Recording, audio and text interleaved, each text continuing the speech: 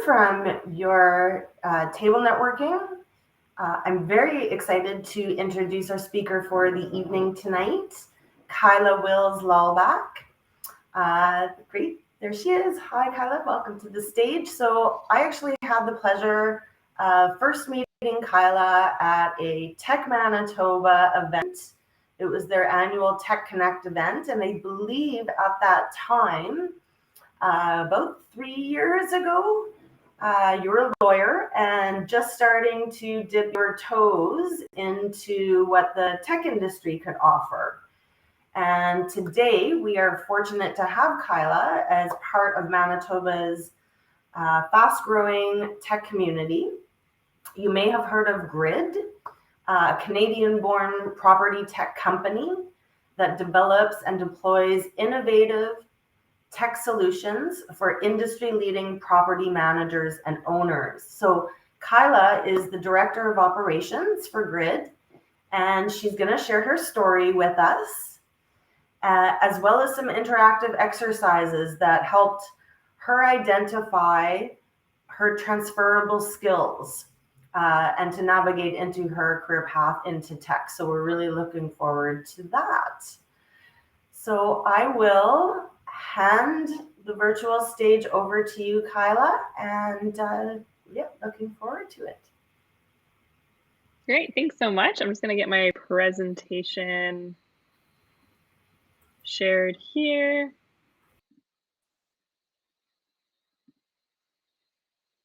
Perfect. All right, just a quick check. Everyone can see, everyone can hear me. Give me a thumbs up quick if all the tech pieces are working. Fantastic, awesome. So yeah, first I'd like to give a big thank you to Women in Tech for having me tonight, and to all of you for joining us. I know everyone had a long day, but it's great that you joined after work or after school for some community building, because it's really, really important and fantastic to have you all. So I'm actually coming to you from Brisbane, Australia today. I am a Winnipegger, but I happen to be visiting my in-laws in Australia during the event this month. But I didn't want to miss out, and it was a virtual event. So beauty of the global world is that I'm able to join you. It's my morning on Thursday, actually. I'm in the future. But yeah, so let's get started. So to kick things off, I'm going to be sharing with you all the story of my career thus far, where I came from and how I got into the tech industry, and share with you some lessons and advice that I learned along the way. So my hope is that you can take away, one tidbit that will help you in your career at some point, whether it's today, tomorrow, or in the future. So we can start at the beginning. So I was born in Thunder Bay, but shortly moved and was raised in Winnipeg. I'm the middle child of a middle-class family. I was the first generation in my family to go to university. I didn't have a family business or any connections or anything like that with my parents. I just like to add that as a caveat, because for those who are coming who also don't have any connections or to the tech industry, who don't have maybe a leg up or parents to help them get their foot in the door, I didn't either. And so I'm just really coming to you from a similar place, where if I can do it, you can do it. Really, it's an industry that is accessible to everyone, and I'd love to share that journey with you. So in high school, I knew I was smart, and I had the confidence to believe that I could do whatever I put my mind to. And I had this desire that I wanted a career where I wouldn't worry about bills or anything like that. So I was gravitating to those quintessential careers that you hear about. My siblings actually are both doctors, but I had no desire to touch bodily fluids for a living. Not for me. And at the time, my grade 10 geography teacher, Mr. Humphrey, who is in this lovely photo with me, he told me that he thought I would make a great lawyer. And so I kind of latched on to the idea. He was someone who I really respected, and hearing from him that he thought that was something that I was good at really gave me some confidence in it. And unfortunately, we also live in a world where our school systems kind of try to force us to decide what we want to do the rest of our lives when we're 14. And I don't know about you, but think we have a lot of life to figure out after 14. But you have to build your classes around what prerequisites you're going to take that would decide what kind of universities you can go to or what courses you can take. So I kind of built my schedule around this future of law school, and that was kind of it. I just kind of stuck to that path, and that was the extent of the thought I had really put into it at that point in my life. So I graduate from high school, go into university at the University of Manitoba, and then I had 2 years of what I call my trivial pursuit degree, which was essentially I took intro to everything. I wrote the LSAT as well, and then I was fortunate enough that I got admitted into Robson Hall, the law school at U of M, with the ripe old age of 20. So again, it was kind of something where I was just following what I thought I was supposed to be doing, following the path that was set out. And so in my first year of law school, I started hearing this little whisper in the back of my head telling me that I don't know if this is the right choice for me. So just by I think I've got a poll here that Juliet was going to pop up for me.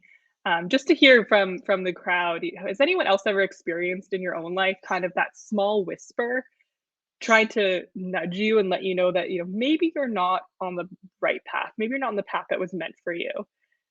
Because anyone, I'd be interested to see in the poll here. It's just on the right hand side in the chat. There's a poll section. You can go in and pop your yes or no moment there to see if this does resonate with anyone. This kind of just the small voice in the back of your head that might be really easy to ignore.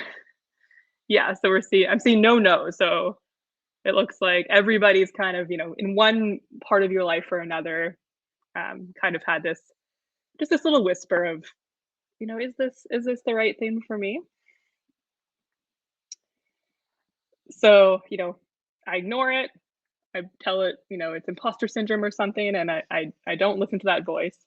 I spend my summer my first summer in law school as a summer student working at this really prestigious law firm in Calgary. This is something that lots of law students dream about. However, I found it very dull, unfortunately. Because the thing about those whispers is that when you ignore them, they don't go away. They just kind of get louder. And so at the end of that summer, I wasn't offered a articling position at the firm like some of the other students were. And in retrospect, probably my complete lack of genuine interest and enthusiasm for the world of corporate law contributed to that. But at the time, it just felt like a blow, like I did something wrong. So now, with the power of retrospect, I can look back and see that what it really was another way that the universe was just trying to gently hint at me that this maybe wasn't the path that I was meant to be on. So this kind of brings me to my first lesson. If you ignore the whispers, they don't go away. They just keep getting louder. So, I think this happens to the best of us. Sometimes we aren't ready yet to hear it. Maybe we have other priorities in our life that are taking precedence at that specific time. But what I can tell you is that those whispers will not disappear. They will just keep popping up over and over and getting louder and louder until you can't ignore them anymore. So let's flash forward to the end of law school. I did my last year of law school abroad in Australia. Probably not a big surprise. I spent a lot more time at the beach than in school that semester. But I also met my husband, who is, the best souvenir you can ever get. And then I came back to Winnipeg, graduated, and started articling at this big firm in Winnipeg called Pitblado. So, just kept following the path. And so I spent some great years at Pitblado. It was really a wonderful firm. I steered clear of the corporate law that I knew I wasn't interested in, and I found a niche in the family law area. It was a really interesting mix of psychology and law, which I really liked. I liked the human interest side of it a lot, that it wasn't just, paper and big words. There was a really human component to it. And I had some great mentors at that firm, and it was a fantastic place to work. Like everything was going very well objectively from the outside. So why did I dread going to work every day? Why did I struggle to make it through the day? Why did every single task on my plate just feel awful when I had to do it? The thought of feeling like that every day for the next 40 plus years of my life was terrifying. The whisper wasn't a whisper anymore. It was screaming at me every day, and I needed to finally listen to it. So I knew at this point that I had to make a change. But what were my next steps to finding a career that could, put a pep in my step again? So I'll preface this next section by saying this is not going to be a quick and easy 1, 2, 3, and you're done type situation. And nobody can do the work to help you figure out what's right for you except for you. It's difficult, it's time consuming, but I promise it's worth it to find a path that's going to help set your heart on fire and, have you waking up excited to do what you do every day. So, what I'd like to do is go through an exercise with you. It was one of the first exercises that I did for myself when I decided that it was time to make a change. So this exercise, it's great for someone contemplating a career change, but it's also a great exercise just for long-term career mapping to helping you identify kind of where do you want your career to grow, what do you want more of out of your career. So I encourage everybody to follow along, regardless of kind of where you might be in your career journey, because I feel like everybody can get something out of it. So what I love everybody to do is grab a piece of paper, open the Notes app in your phone, open a Google Doc. It really doesn't matter, just something where you can jot down some notes. And then you'll be able to join me in this exercise. So I'll give everybody a minute to do that. Grab something that's close by or open something up.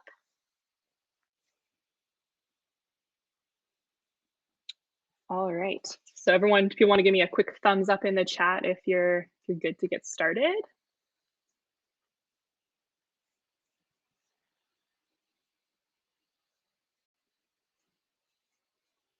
All right, I don't see any thumbs, so I'll give it another minute.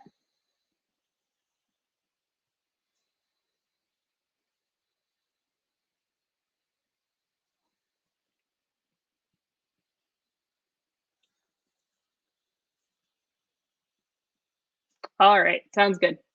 So, what we're going to do first is to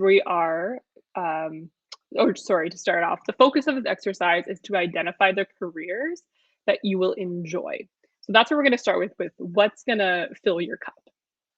So we're going to start by having 2 columns or 2 sections of a list, however works. Don't think too much about the semantics of it.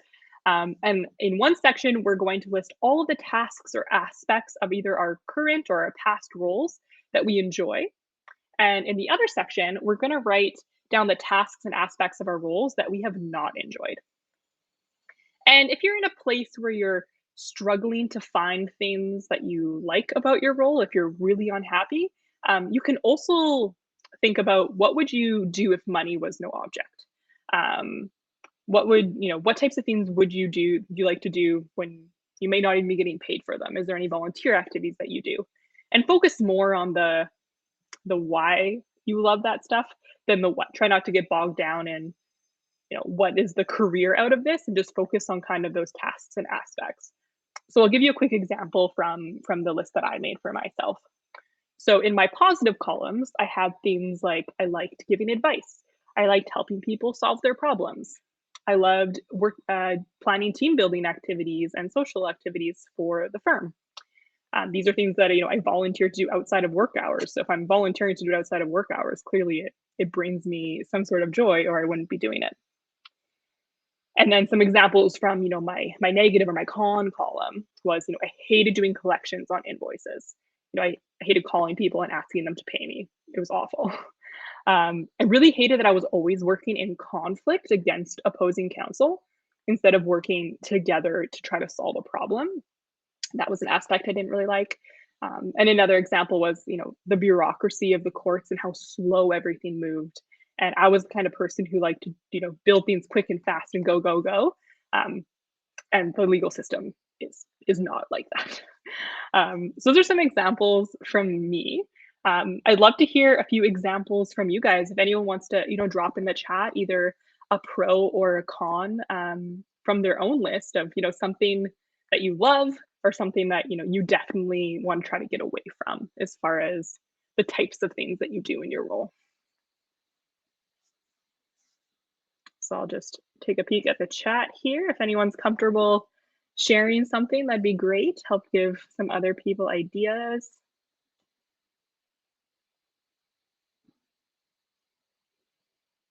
And for those of you that are in school too, and maybe you don't have a big career history, you can also draw upon experiences, from school or extracurricular activities, just generally things in life that you enjoy doing or that bring you joy.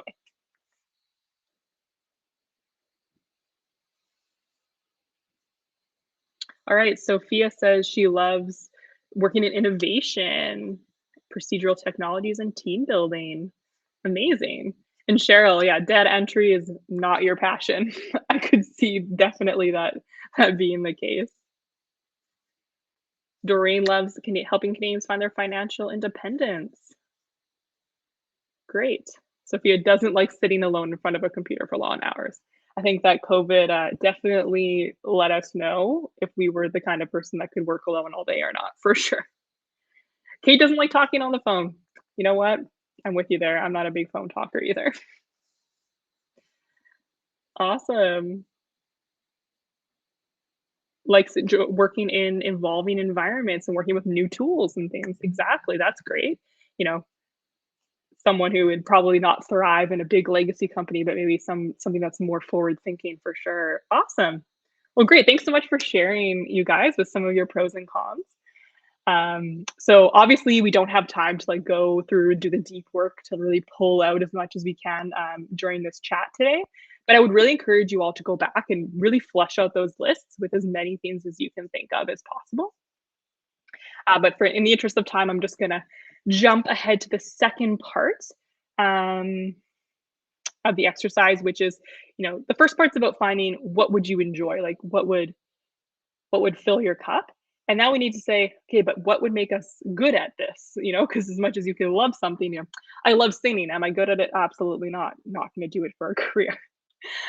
So we have to look at what are the transferable skills that we might have, either from our education or from previous roles that we had, and how would we be able to apply those in new settings. So this is a great one where you might look at, the resume that you have, or if you're looking at writing a resume for the first time, calling out, your experience and your skills, and looking at a way to take those skills and rephrase them to apply to broader situations instead of pigeonholing yourself. So for example, something that would be on my lawyer resume was, the ability to manage a 50 file caseload. That's something that, obviously applies very specifically to the niche of being a lawyer. So when I was rewriting my resume to look at a broader career opportunity, I would have switched that around to, the ability to prioritize and time manage a large workload with competing priorities. So a lot of the time, it's not necessarily that you're trying to, make up new skills. We just have to find ways to rephrase our other skills to not pigeonhole ourselves into specific careers and think more broadly of what are the soft skills that we're taking out of this, or how do we look at this in a way that we can pull out those transferable skills. So I'd love to go through just a little bit of an example. If somebody could toss in the chat, what their, maybe their current career is or their past career was that wasn't in tech, and maybe we can pull out some transferable skills from that career. So if anyone would be comfortable popping in, their non-technical career into the chat just for some inspiration, that would be fantastic. If not, I can just make one up. Makeup artist. Okay, I love that. I love that because it has nothing to do with tech, right? So when we're thinking about that, your ability to do fabulous makeup looks while very talented. Probably not the first thing you're going to put on your resume as far as, skills that you have. But I bet that you had to manage a lot of different clients. You had to time manage yourself extremely well, in order to make sure that you hit all your appointments on time. You had to have an attention to detail. No one wants orange face on their wedding day. So you had to be able to pay attention to those small details. If you worked, as a makeup artist, you probably did a lot of weddings. You probably worked with a lot of bridezillas. You had a lot of customer service skills of dealing with difficult people.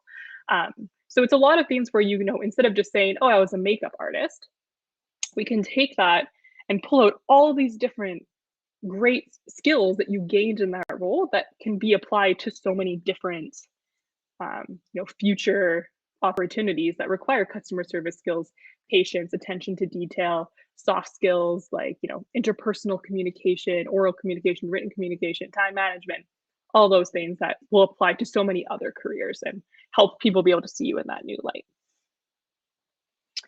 So yes, that's just a quick example. But yeah, so moving on.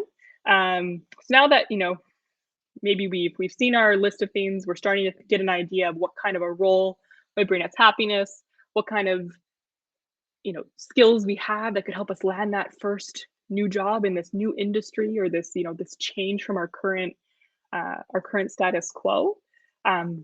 Here are a few important things to remember when you're making kind of that switch, or entering a new industry. So the first is, you'll have to rewrite your resume for the job that you want, not the jobs that you had.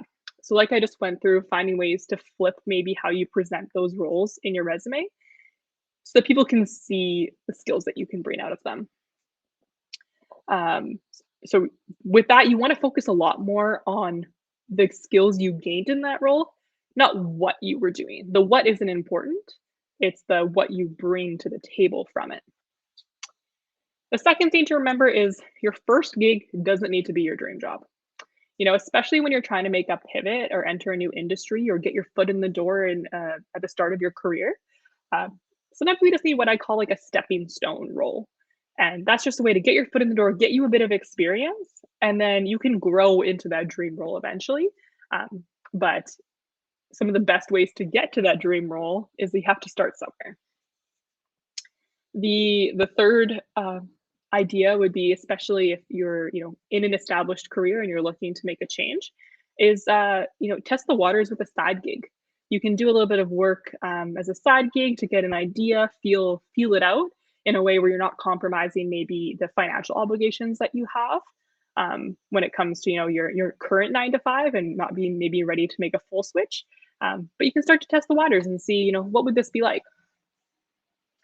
And the last one is, you need to be prepared to answer why. Changing careers is something that not everybody understands. So you have to be ready to have an answer for that. So, at this point in my journey, I'd done a lot of self-reflection. I had identified the types of roles that I think I was interested in trying out. I'd made my resume full of my transferable skills to help people be able to sell myself as something other than a lawyer. And I started looking for new jobs, applying to things. And, this kind of brought me to my second lesson, which is that we need to accept that not everybody is going to understand your decision, but it's not their life. So while I felt confident in the decision that I'd made to make this career change, one thing that I didn't expect was how much other people weren't going to understand it and how vocal they were going to be about that. So I'm sure a few of you on this call have already thought, why would she go to law school and then not be a lawyer? And my family didn't understand. They couldn't see why I would leave this good, safe career that I'd put all this effort into. Even now, years later, I'm in a new successful career, and they still don't really understand. The places that I was applying to also didn't understand. I'd hear like, oh, well, we don't need a lawyer. Or you're overqualified for this position, or I don't really think that this would fulfill someone who was a lawyer. And they didn't really get that. That was kind of the point, was that I didn't want to be a lawyer anymore. So at the time, this really bothered me. But one thing I encourage you to remember is that this is your life. You're the one that needs to go to work and spend every day working at this job or working this career, and you're spending such a large portion of your life at work, and it's too short to let somebody else's opinion dictate that. So you know what's best for you, and try not to listen too much about the peanut gallery. So after a lot of radio silence, I had a lot of, it took time to start getting interviews and be able to find ways to convince people to see me in roles that wasn't a law role. But I eventually did get 3 roles offered to me within 2 days. So I kind of came to this pivotal moment in my career journey where I had these 3 options in front of me, and I had to decide, what door was I going to take. So the first offer was from the Liquor and Gaming Authority of Manitoba. It was a very legal focused role. So it was incorporating all those legal skills I had, but most of those skills were in my negative column. So I had to think to myself, yes, this makes a lot of sense to other people that I would go into this legal regulation type role, but it wasn't going to make me any happier. It was just going to be a change. So I decided that wasn't the right one for me. The second one was teaching law courses at Red River College to the business and the paralegal programs. And this seemed like a good balance. I was using my legal background, but I was able to focus more on the things I enjoy doing than the parts of law that I didn't like. So this was the choice that probably made the most sense objectively. It was a very straightforward career choice, but I couldn't see there being a lot of room for advancement or movement. It kind of felt like I would know what that job was going to be every day for the rest of my career. And then the third opportunity I had was with SkipTheDishes. This was back when it was still very much a startup, and I had no idea what to expect. I didn't even know what I'd be doing. They offered me a role as a generic people manager or something, were their words. They didn't know exactly what I'd be doing, but they could see that I could bring value to them, and that I could, help out this quick growing startup. And for the first time in my life, I was kind of drawn to that unknown. I'd been following these clear paths and these sets of instructions of how to get from A to B for so long, and it hadn't really worked out for me. So the idea of this ambiguous role kind of excited me. I also didn't know 100%, what I wanted to be when I grow up. So the idea of a startup where I could get, a little bit of everything and really test out a lot of opportunities felt great. There was such a fast-paced energy to the office when I had been there for my interview, and I could see myself bringing value to that kind of an organization and making a real difference in something that was, such a quick growing startup. There was so much opportunity to really make your mark, and obviously also a huge opportunity for growth as they continued to grow. So I took what felt like a complete leap of faith, and I took the role that I knew the least about, but it was speaking to my heart and not my head, and I decided to go with my heart for the first time in that moment, and join SkipTheDishes. And so this brings me to my lesson number 3, which is better an oops than a what if. So this is a philosophy that I've applied to a lot of situations in my life, and I stand by it. It's worked out pretty much every time I've followed my gut on that. People regret the things they didn't do way more than they regret the things they did do. So as long as the oops isn't something unrecoverable like a face tattoo, I'll pick the oops over a what if every time. So let's talk about why tech. I had these other 2 great opportunities, and I chose the one in the tech industry. So a few great reasons to join the tech industry. The first being that it's in high demand, which brings with it job security as well. It's one of the fastest growing industries with a super high demand for skilled professionals.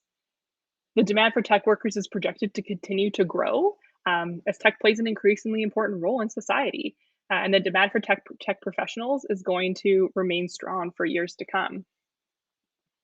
The second is, competitive compensation. Tech professionals are typically well paid with competitive salaries, and many tech roles offer benefits and opportunities that a lot of other industries don't offer, as well as tons of great opportunity for career advancement and higher earning potentials.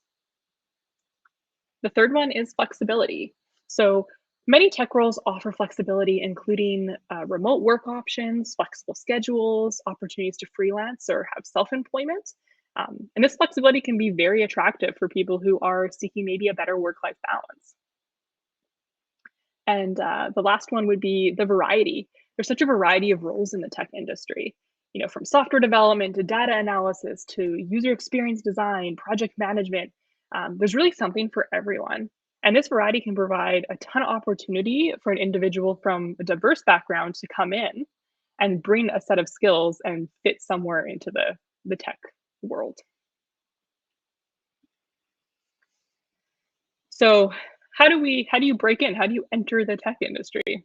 So personally, I was very lucky to kind of fall into the tech space.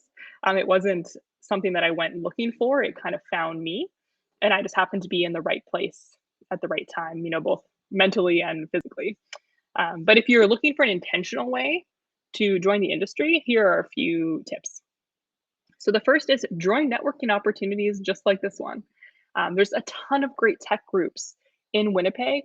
There's Tech MB, there's the Tech Thursdays that happen at King's Head Pub every Thursday. Obviously, the Women in Tech group is fantastic, but there's a ton of opportunity to connect yourself into the tech industry and get to know people that could really help you get a leg up.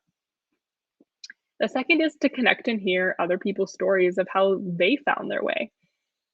Whether it's, reaching out to people and asking them, how they got involved in the tech industry, what was their career story like, like you're hearing mine right now. Everyone has their own path. And so finding one that resonates with you, that might apply to you, just ask people. People love to talk about themselves. They love to get asked questions about themselves. So don't be afraid to use that, especially, at networking opportunities to help you get tips on how you can make it work for yourself. And the last would be alumni resources. So if you went to post-secondary, whether it's, when you went to post-secondary for the tech industry or not, these, Red River College, U of M, U of W, they all have great career departments that you can access them as an alumni. It doesn't have to be only when you're in school. So, going back and having this career change, they'll still help you. They'll still reach out. They have great resources. And you have, access to that as an alumni. So don't be afraid to reach back out to your alma mater and get some help from them.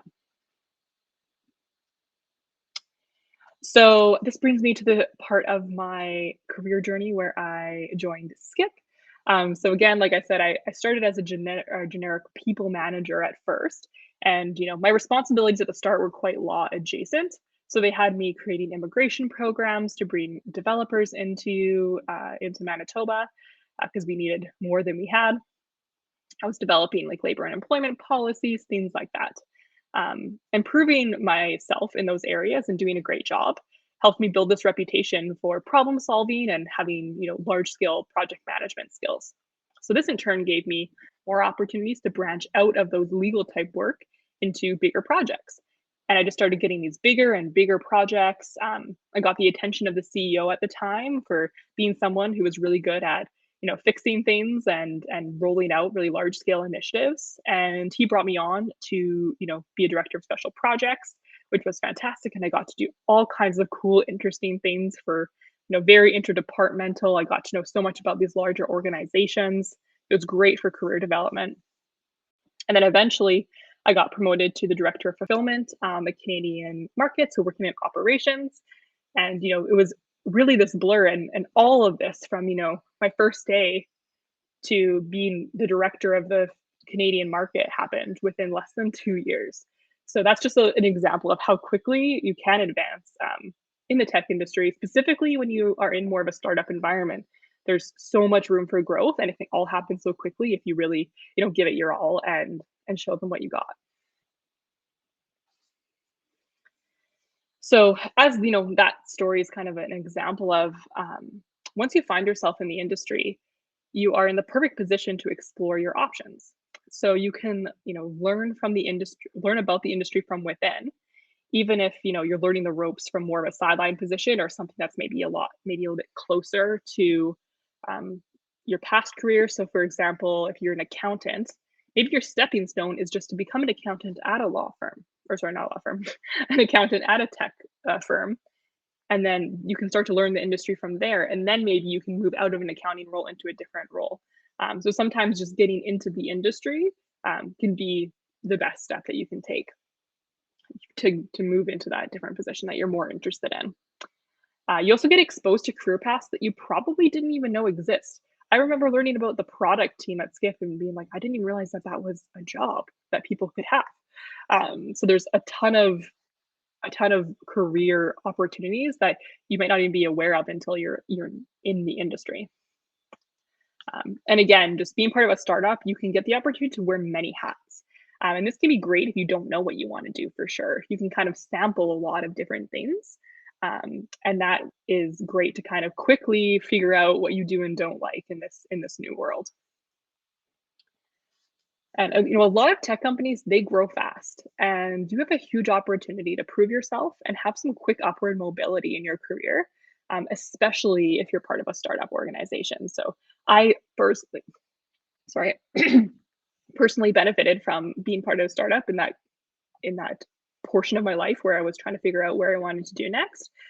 So it's something that I can say from experience was a fantastic career move for me.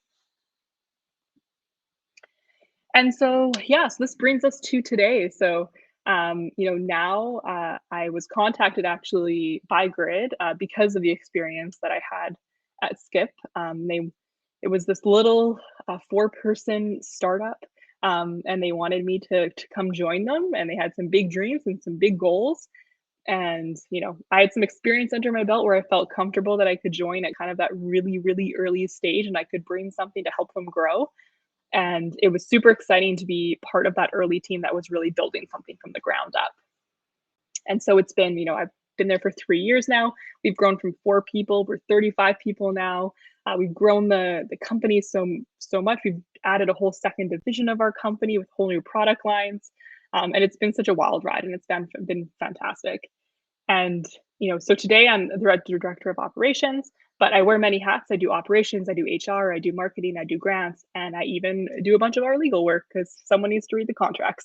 So I still love that I get to wear all these different hats and continue to kind of explore, what the next step of my career can be. So yeah, so that is a little bit about, my career journey, and hopefully there was something along there that maybe resonated with you or gave you some information. So yeah, thanks so much for listening and joining us today. And I think we have some time for some questions, so I will just pop over to that. All right. All right. So the first question, in what moments did you hear that whisper, and how can we recognize those moments before they shout? Yes, so that is a great question. For me, having that learned opportunity of, waiting until it was yelling at me before I made a difference, was a way that really helped me in the future. Now, when I hear those whispers, listening to them and trusting my gut earlier in the whisper cycle. So it's really, just trusting yourself and trusting your gut. And, especially women, we can be so intuitive. And I think when we don't listen to ourselves and we listen too much to the outside world, can be where we sometimes ignore those feelings and those thoughts. So for me with law, it was, oh, this is a good career choice though. Like I'll be successful. I don't want people to think that I couldn't do it. I don't want people to think that I was a quitter. I was listening to all those things that were what other people were thinking versus really thinking about what I wanted and what my own gut was telling me. So really, if you're ever in this situation where you're not sure, is it just like imposter syndrome or something, or is it more than that? Just try to take everybody else out of it and just really listen and focus on what you hear and what you're thinking, and not what anyone else is thinking about it. So I think that would be my biggest piece of advice to making sure you hear and maybe listen to those whispers earlier. All right. Second one, did you communicate to your potential employers what you didn't want to be? Um, I think a bit of that I was able to weed out by the types of roles that I applied for. So when I was looking for certain roles, like I wouldn't apply for a role that was, you know, doing something around collections, or like, a lot of people suggested, oh, like sales is great. You can go into sales from anything. But I knew that selling people things wasn't something that I wanted to do. So a lot of it, I kind of edited the roles that I would look for to not include that. But for Skip, for example, I didn't apply for a job at Skip. I met a friend who worked there who was like, hey, meet with our one of our hiring people. Like we're hiring like 100 people a week right now. And so for there, I really did have to communicate. These are the things I'm interested in. These are the things I'm not interested in. Because at first they were like, "Oh, we have a lawyer. I don't know if we need two." And I was like, "No, I don't want. I don't want to be a lawyer. I'm happy to do all these other things." And brought to the table, these are the skills I have. This is where I think I could bring value to the organization. So in that case, I did have to really communicate what I did and didn't want to do, and it benefited me immensely in that situation. So I didn't get put into a department I wasn't interested in. I got put into the people department right away, which was, I knew that there was so much about HR that interested me. And that was, a lot of the HR things were all in my good column, my pro column of my list. All right. The next one. What challenges you had when you shifted your career from a lawyer to an IT professional? Um, I think some of the biggest issues were around just having to get up to speed on the new industry. So there's lots of jargon, words I didn't know, concepts that I'd never heard of. I'd never been in the tech space before. So I had to spend a lot of time just familiarizing myself with the way, like, how does a tech startup work? Um, and so I did a lot of reading. I added a lot of thought leaders on LinkedIn and would look at their content as well to kind of just get an idea of how these organizations worked. Um, I learned a lot of tech words I'd never heard of before. um, and it's like, just because you're in the tech industry doesn't mean you have to be someone who codes. Like, I didn't need to learn JavaScript to be able to work in a tech startup. There's so many other aspects of the company that, you don't need that. Um, but just being able to have a general understanding of what everybody else in the organization did was really helpful, and just asking lots of questions, um, and not being afraid to just tell them when I didn't know something, and ask somebody, what this meant, what did that mean, what does that word mean, how does that work, because it also shows that you're genuinely interested in the organization as well. All right, it looks like it was definitely beneficial for you to finish school regardless if it didn't, even though it wasn't in the field that I loved. Have I considered pursuing more education or not really? So at the start, when I was, still a lawyer thinking about doing something else, that was my first go-to. Just being raised in a society that, really shoves higher education down our throats. I was like, okay, if I want to do something other than law, I need to go back to school. And what would I want to go to school for? What do I want to do? And I've been thinking about, do I want to be a teacher? Do I want to do this? Do I want to do that? But I was really at a point in my life where I didn't want to go back to school, and I wanted to find a way to make this transition without having to go, take a bunch more years off my career, or be going to school and trying to work full time at the same time. Um, so for me, I was very focused on hoping to find a way I wouldn't have to go back to school.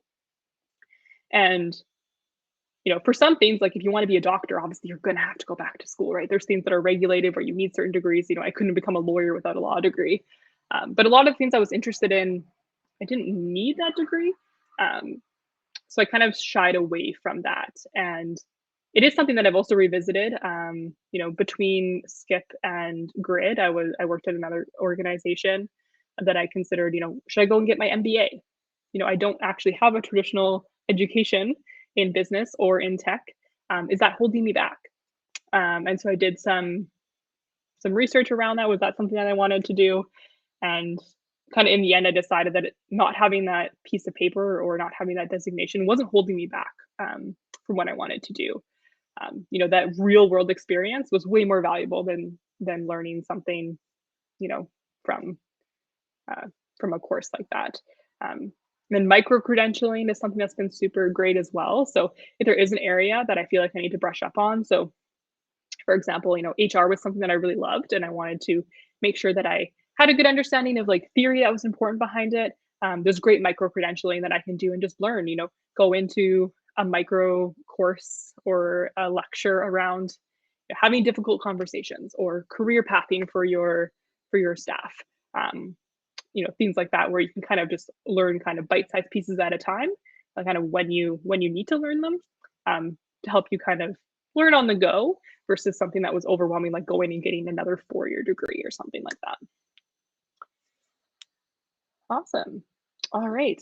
Any other questions? The chat queue has cleared up, it looks like. Oh, there's some questions in the chat. Oh no, you popped that into the Q&A. Awesome. Amazing.